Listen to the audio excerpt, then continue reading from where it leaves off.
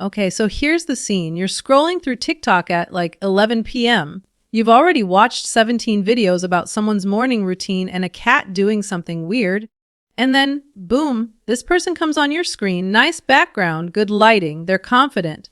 And they say something like, what if I told you your whole life insurance policy could be your own personal bank? You could borrow against it, grow your money tax-free, and build generational wealth, all at the same time. Most financial advisors don't want you to know this. And you think, wait, what? Why doesn't everyone know about this? Why isn't my bank telling me about this? So you watch the next video and the next one, and suddenly it's 1 a.m. and you're Googling infinite banking and IL policy, and you're genuinely considering calling a number you found in someone's bio. Sound familiar? Yeah. I know. And look, maybe you've also seen the flip side, someone making a big deal about being loud about their budget, refusing to split the expensive dinner, telling their friends they can't do the group trip this year, and everyone's either applauding them or absolutely roasting them.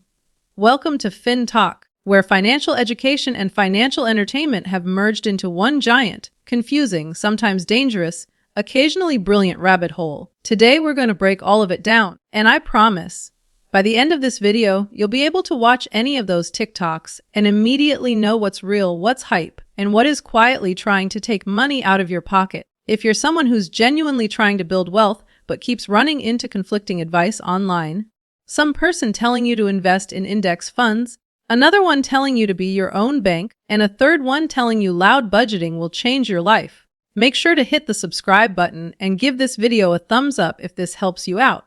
Seriously though, financial content on social media has exploded. We're talking about a space that basically didn't exist in its current form even 5 or 6 years ago. And now, there are creators with millions of followers, teenagers, 20-somethings, people in their 30s, all consuming financial content on TikTok, Instagram Reels, and YouTube Shorts like it's a new food group. According to a 2023 study by Forbes Advisor, roughly 79% of Gen Z gets their financial advice from social media. Not from a financial advisor, not from their parents. Social media. And here's the thing, that's not automatically bad. Some of it is genuinely great. But some of it is dressed up as education when it's actually a sales pitch. And because it comes with good production value and a confident voice, it's very, very hard to tell the difference when you're just scrolling. So today we're going deep on 2 of the biggest Fin-Tok trends right now, infinite banking and IL policies, which are financial products that have been around for decades but have found a massive new audience online,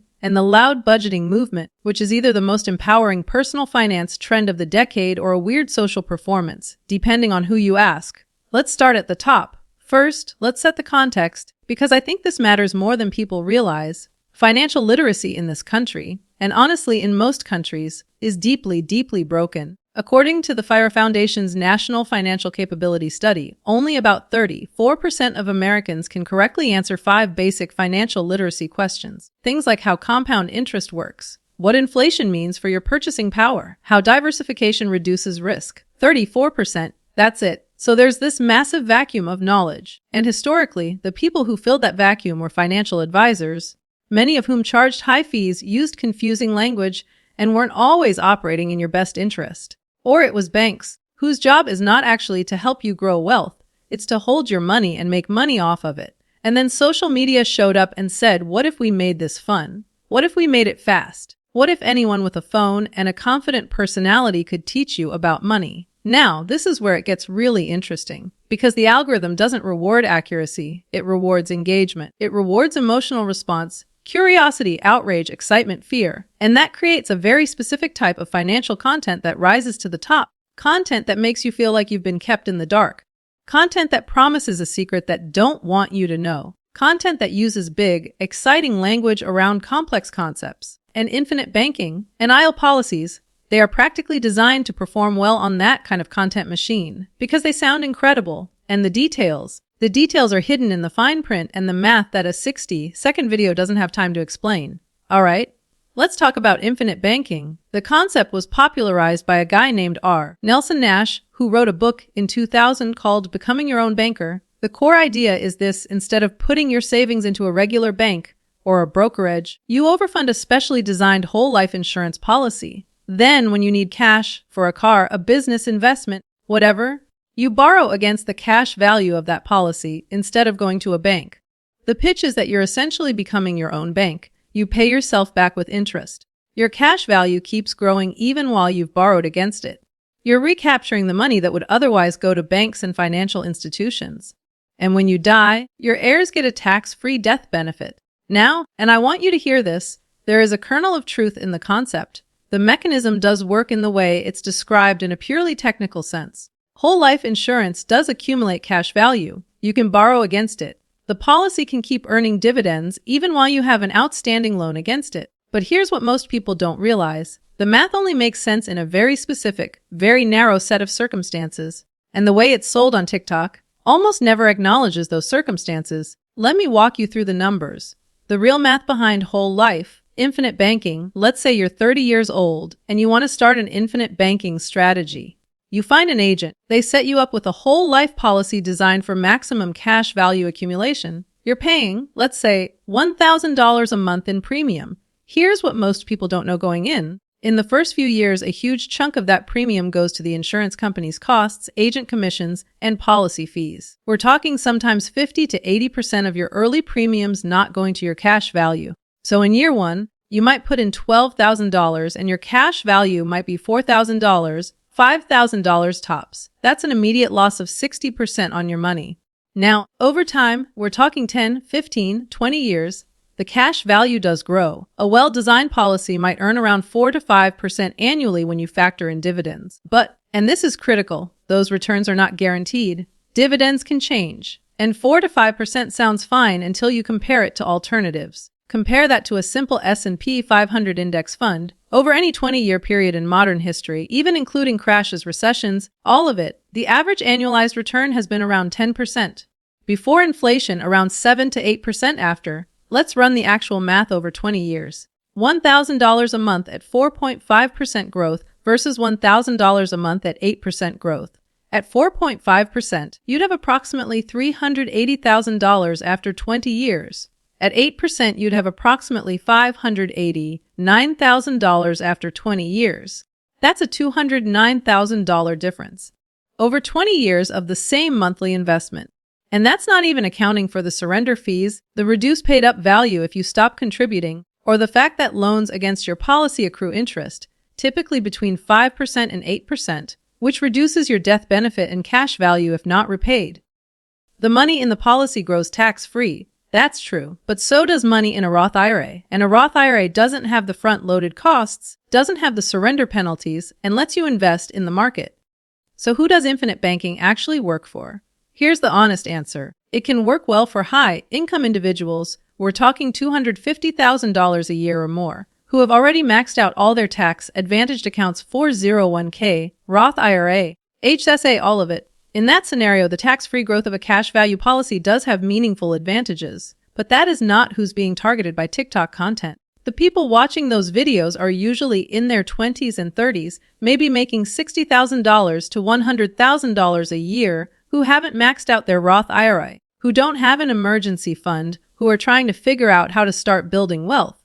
And for those people, an infinite banking policy, especially before they've built a foundation, is almost certainly the wrong move. The math doesn't lie. The marketing does. Now let's talk about IULs, Index Universal Life Insurance, because if infinite banking is the gateway drug of Fin-Tok insurance content, IULs are what the dealer recommends after you're hooked. IUL policies are a type of permanent life insurance where the cash value is linked to a stock market index, usually the S&P 500, but with two key features, a floor and a cap. The floor means your cash value can't go below 0% growth in a bad year, which sounds amazing. You participate in the upside of the market, but you're protected from the downside. And the cap? Well, that's where it starts to get complicated. A cap means that in years when the market does really well, your gains are capped.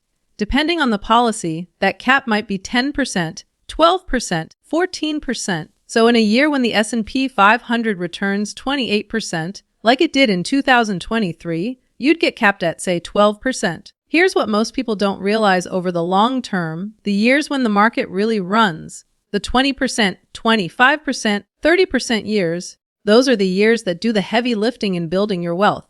And with a cap, you miss those gains. Let me show you how this actually plays out over time. LIME-RA and other actuarial studies have found that when you account for caps, floors, participation rates, and the actual cost of insurance embedded in the policy, the real average annual return on most IUL policies is somewhere between 4% and 6%. Not the 10%, 11%, 12% that illustrations often show, because those illustrations are based on hypothetical scenarios using historical market averages, without properly accounting for how the cap limits gains during bull runs. There's actually a practice called illustration shopping that happens in the IUL world where agents can use different assumptions to make the policy projections look better than they're realistically likely to perform. The SEC and NAICS have both raised concerns about misleading IUL illustrations. The regulatory issues are documented and real. Now, the IUL pitch sounds like this. This isn't just life insurance. This is a tax-free retirement vehicle that gives you market-linked growth, downside protection, and a death benefit. It's the perfect financial product. And here's the thing. That pitch doesn't mention the cost of insurance charges, which go up as you age and eat into your cash value growth. It doesn't mention the administrative fees. It doesn't mention that if you miss payments or the market underperforms expectations, the policy can lapse, meaning you lose your cash value and get hit with a massive tax bill. The psychological reason IULs sell so well on social media is something called loss aversion. We psychologically feel the pain of a loss about twice as strongly as we feel the pleasure of an equivalent gain. So a product that says you can never lose money bypasses our rational financial thinking and hits us directly in our emotional brain. The zero floor is real. But the cost of that zero floor, in capped gains, policy fees, and insurance charges, is very, very real too. This is where it gets really interesting from a behavioral finance perspective. Studies show that when people are presented with guaranteed features alongside high upside projections, they tend to anchor on the guaranteed part while unconsciously treating the projected upside as likely rather than possible. IUL illustrations leverage this cognitive pattern beautifully. So what should you do instead of an IUL for retirement? Generally speaking, and this isn't personal financial advice, always talk to a fiduciary advisor about your specific situation. For most people, the order of operations looks like this. First, build your emergency fund. 3 to 6 months of expenses in a high-yield savings account. Second, get your employer 401k match. That's a 50 to 100% instant return. Nothing beats free money. Third, max out your Roth IRA $7,000 a year in 2024. Tax-free growth, no RMDs, flexible withdrawal options. Fourth, max out your 401k, another $23,000 per year in 2024. After all of that, then maybe if you have excess capital, you can start looking at cash value life insurance as part of a larger, diversified strategy. But step 2, after an emergency fund, is not a life insurance policy, no matter what TikTok says. Look, I want to be fair here, because I don't want this to come across as just bashing insurance products. There are legitimate uses for whole life and IUL policies. But I do want to talk about something that doesn't get enough airtime in these Fin-Tok videos: the commission structure. Life insurance agents who sell whole life and IUL policies typically earn commissions between 50% and 120% of the first year's premium, sometimes more. So if you're paying $12,000 a year in premiums, your agent might earn $6,000 to $14,000 in commission in year 1 alone. Compare that to a fee-only fiduciary financial advisor who you pay directly, usually a flat fee or a percentage of assets under management, and who is legally required to act in your best interest. Insurance agents are not required to be fiduciaries. They are required to recommend products that are suitable, which is a much, much lower bar. Now, does every insurance agent have bad intentions? Absolutely not. There are great agents who genuinely believe in these products and recommend them appropriately. But the incentive structure creates a system where someone showing you a glossy IUL illustration has a very strong financial reason to make it look as good as possible. When you see a Fin-Tok creator talking about IULs or infinite banking and you check their bio, there's often a link to book a call. That call is usually with an insurance agent, and that agent earns a commission if you sign up. That's not journalism. That's a sales funnel with a viral acquisition channel. All right. Let's shift gears entirely, because the other massive Fin-Tok trend we need to talk about is almost the opposite energy from the infinite banking world: loud budgeting. So the concept went viral in early 2024, popularized by a creator named Lucas Battle on TikTok. The idea is simple. Instead of being quiet and embarrassed about your financial boundaries, you're loud about them. You say, "I'm not going to that restaurant because I don't want to spend $80 on dinner." You tell your friends, "I can't do the group trip this year because I'm saving for something else." You stop making excuses and start making honest declarations. And the internet went absolutely wild for it. Here's the thing, from a pure behavioral finance standpoint, loud budgeting actually has some real psychological merit. Let me explain why. One of the biggest invisible forces that drains wealth from ordinary people is social spending. The money we spend not because we actually want something, but because of social pressure, social comparison, or the fear of being judged. In a 2022 survey by Credit Karma, 73% of Americans admitted to spending money they didn't have because of social pressure. Peer pressure to keep up with a group's lifestyle accounted for an average of over $3,000 in extra spending per year among millennials. $3,000 per year. Invested at 8% annual returns over 30 years. That's over $360,000 just from not caving to social spending pressure. So the premise of loud budgeting, that you should feel empowered to say no to spending that doesn't align with your goals, is genuinely valuable. The psychology of social spending, let me go deeper on this, because I think the psychology here is actually more interesting than the budgeting part. There's a concept in social psychology called lifestyle inflation, or keeping up with the Joneses, and it's been turbocharged by social media. We used to compare ourselves to our neighbors and our immediate social circle. Now we compare ourselves to the curated highlight reels of thousands of people, including influencers who are being paid to look like they live a certain way. Research from the American Psychological Association shows that social comparison is one of the strongest drivers of financial decision-making in adults under 40. We buy things not for the thing itself, but for what it signals to others, and increasingly, what it signals to strangers online. Loud budgeting, at its best, is a direct counter-attack on this dynamic. By being publicly vocal about your financial choices, you're doing a few things at once. You're normalizing financial discipline in your social circle. You're creating accountability. And, this is the part I find most interesting, you're building a social identity around intentional spending rather than consumption. Identity-based behavior change is one of the most powerful tools in behavioral finance. When your spending habits become part of how you see yourself and how others see you, they become much harder to deviate from. Loud budgeting essentially gamifies financial discipline by making it a social act. But here's the nuance now. You might be thinking, and I've seen this criticism a lot, isn't loud budgeting just being annoying? Like, does my friend really need to know I'm not going to dinner because I'm saving money? And that's a fair point. There's a version of loud budgeting that's genuinely empowering. And there's a version that's performative in a different way. It's not spending to signal status, it's refusing to spend to signal virtue.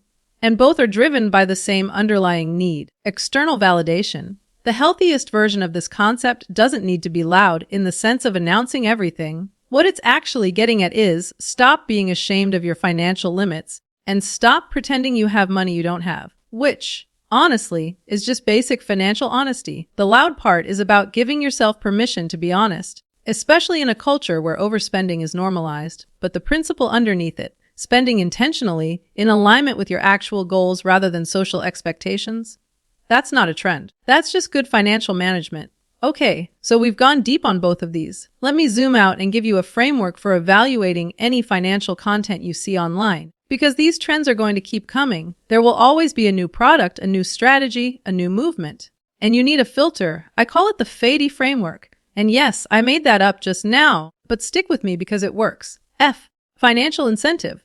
Ask yourself, how does the person presenting this information make money? Are they selling a product? Earning a commission? Do they have a link in their bio? This doesn't automatically mean their information is wrong, but it's critical context. Actual math. Does the content show you real numbers? Does it account for fees, taxes, inflation, opportunity cost? Or does it just give you returns without context? Anyone can make a financial product look amazing if they cherry-pick the numbers. Always ask for the full picture. D. Downside. What does the creator say about the risks and limitations? A trustworthy financial educator will always acknowledge the scenarios where a strategy doesn't work. If someone only presents the upside, treat the content the same way you'd treat a used car salesman who only talks about the acceleration and never mentions the brakes. E. Expertise and track record. Who is this person? What are their actual credentials? Have they managed money professionally? Are they a licensed advisor? Do they have verifiable expertise? Or just good production value and a confident delivery? There is a difference. Run any piece of financial content through FADE before you act on it, and before you set up a call with anyone off a TikTok, before you sign any financial product paperwork. Talk to a fee. Only Fiduciary Advisor. Nay, PFA and the XY Planning Network are both good places to find one. So let's get practical. What do you actually do with all of this? Step 1. If you've been watching Fin-Tok content about infinite banking or IL policies and you're considering these products, pause. Before you book that call or sign anything, spend a few hours understanding the fee structure and the real return scenarios. Ask any agent or advisor to show you the policy's internal rate of return after all costs. If they can't or won't, that's your answer. Step 2. Check your financial foundation. Do you have 3 to 6 months of expenses saved? Have you maxed your Roth IRA this year? If you answered no to either of those, that's where your energy and money should go first. Full stop, no exceptions. Step 3. Identify your own social spending leaks. Genuinely sit down and look at your last 3 months of bank and credit card statements. Find every purchase you made primarily because of social pressure. The dinners, the trips, the clothes, the experiences you agreed to because you didn't want to feel left out or look like you couldn't afford it. Add it up, then multiply that by 12. That's your annual social spending leak. For most people, it's a number that genuinely changes their perspective. Step 4. Build your own loud permission. You don't need to announce your budget to everyone, but you do need to give yourself internal permission to say no.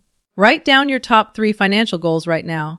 Tape them somewhere you see them. The next time social pressure pushes you toward an unplanned expense, look at those goals and ask which matters more. Step 5. Curate your Fin-Tok diet. Follow creators who show their math, acknowledge limitations, and don't have obvious sales funnels attached to their advice. There are genuinely great finance educators on every platform. Seek them out. They tend to be less flashy and more detailed. And that detail is exactly what you need.